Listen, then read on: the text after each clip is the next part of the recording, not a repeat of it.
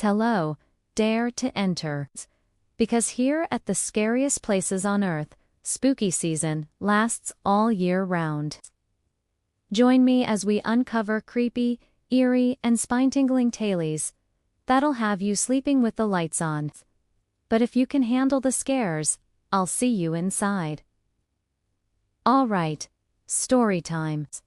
So, buckle up for the tale of the Ghost Town Guardians. Once upon a time, there was a town called Dusty Hollow. Nobody lived there anymore, or so people thought.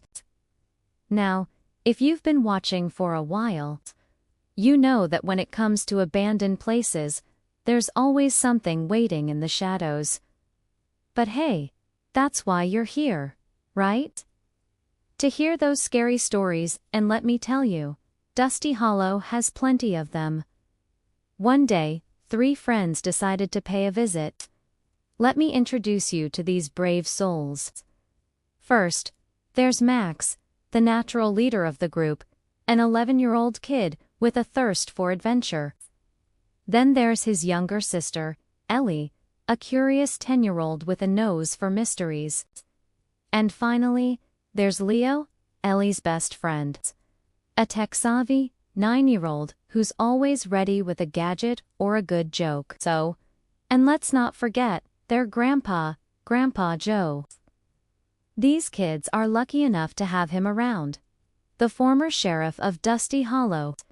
He knows every nook and cranny of this town, but he doesn't seem too keen on returning. There's a hint of sadness in his eyes.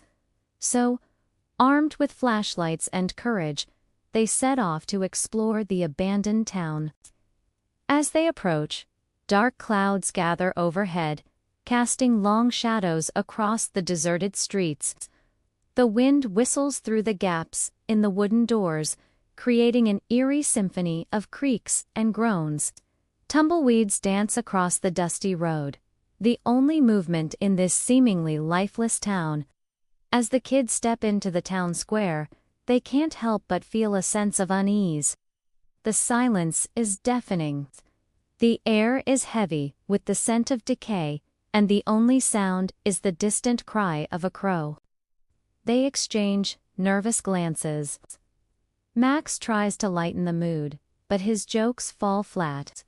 Even Ellie's infectious laughter seems to die in the oppressive quiet. As night falls, they find shelter in the abandoned jailhouse. Huddled together in the flickering light of their flashlights, they share spooky stories. Ellie mentions a book she found in Grandpa Joe's house. It spoke of strange occurrences in Dusty Hollow, mysterious lights in the windows of abandoned houses, whispers in the dead of night. According to legend, these were the spirits of the town's former residents, forever trapped between worlds. Grandpa Joe interrupts, his voice unusually serious. He tells them about the history of the town. How it was once a thriving community, a beacon of hope in the vast wilderness. But then things changed. People started disappearing, and the town was abandoned. No trace, no answers. He says the last person to leave behind was his father, the former sheriff. And before leaving, he hid something precious, something that gave life to this town. Ellie and Leo look at each other, their hearts pounding. Could there be a way to bring the town back to life? Could they help the restless spirits find peace? Before they can discuss further, the ground begins to shake, and a large boulder rolls down from above, narrowly missing them. They run outside to see a bright light shining from the hill above. Curiosity overcomes their fear, and they cautiously approach the light. To their surprise, they find an old minecart filled with gems and minerals. But what truly captures their attention is a small wooden box nestled in the cart's corner. With trembling hands, Leo opens the box, revealing a weathered journal. As they read through it, they learn about the town's most prized possession, a crystal known as the Heart of Dusty Hollow. Legend says it possessed mystical powers capable of bringing prosperity and protecting its people. However, generations ago, it was stolen, plunging the town into chaos and misfortune. Determined to restore balance to Dusty Hollow, they embark on a mission to find the crystal. Their journey takes them to the town's abandoned saloon. The faded walls are adorned with peeling wanted posters, and the dusty barstools seem to whisper tales of the town's rowdy past. Suddenly, Leo's device beeps. Apparently, it detected an energy surge. They look around and notice a swinging lantern, but there's no wind to make it swing. Then, just as suddenly, the ground beneath them shakes and footprints appear in the dust. They spin around, but there's no one in sight. Ellie shivers. "Did you see that?" she whispers, her eyes wide. Her brother Max nods, his gaze fixed on the footprints. "There's definitely something here," he says, his voice barely a whisper. Then, a nearby well begins to gurgle, and a faint voice seems to emerge from its depths. "Protect the heart," it says. The voice is barely audible, but the message is clear. Is the well trying to warn them or guide them? They aren't sure, but they won't ignore its message. As the sun dips below the horizon, painting the sky in hues of orange and purple, they continue their quest.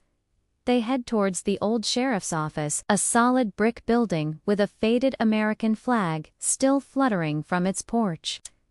Pushing open the door, they are greeted by the musty scent of aging wood and leather. Their eyes adjust to the dim light filtering through grimy windows, and that's when they spot it, an old wooden desk with a hidden compartment. Inside, they find a map etched onto a piece of parchment. The map is covered with glowing symbols that seem to pulse with an otherworldly light. Max traces the path indicated on the map. "It leads to the heart of Dusty Hollow," he says, his voice filled with wonder. Their adventure continues to the abandoned church. The stained glass windows are shattered and the pews are overturned, as if the townspeople had fled in haste.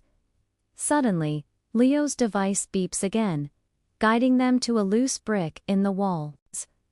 Behind the brick, they find a small key. "This must be the key to finding the heart," Ellie says, holding it up. They explore further. They encounter more clues. A piano in the saloon plays the same tune as the map. A wanted poster reveals that Black-Eyed Bill was the one who stole the crystal.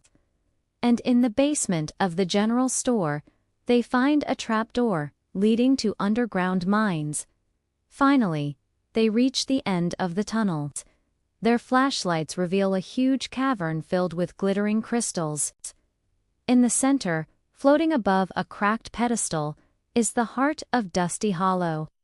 But before they can rejoice, the ground begins to rumble. Emerging from the shadows is the Night Marshal, a dark and imposing figure with glowing red eyes. His voice echoes through the cavern like thunder. "Who dares disturb the guardians of Dusty Hollow?" he booms. Max steps forward. "See? We mean you no harm," he says. "We only want to return the heart to its rightful place." The Night Marshal lets out a low growl. "Only the pure of heart and those who are united can pass," he says. The kids lock hands. The heart glows brightly, bathing the cavern in warm light. The darkness seems to recoil as the Night Marshal dissolves into motes of dust and light. With the path clear, they place the heart back in its pedestal. As the first rays of sunlight touch the crystal, the town shimmers back into existence. The streets fill with life, the buildings glow with warmth, and the sound of laughter and chatter fills the air. Apparitions of the townsfolk appear, their faces filled with gratitude. the ghost mayor tips his hat to the kids. "You have saved Dusty Hollow," he says, his voice echoing with sincerity. "We can finally rest in peace." As the sun climbs higher in the sky, the town settles into its new existence. The kids watch as the spirits of Dusty Hollow vanish into thin air, leaving behind a town filled with hope and promise. They knew their adventure was coming to an end, but they would never forget their time in Dusty Hollow. As they drive away, Ellie turns to Max. "Do you think we'll ever come back?" she asks. Max looks back at the shimmering town. "If Dusty Hollow ever needs us," he says, a smile playing on his lips, "it'll call."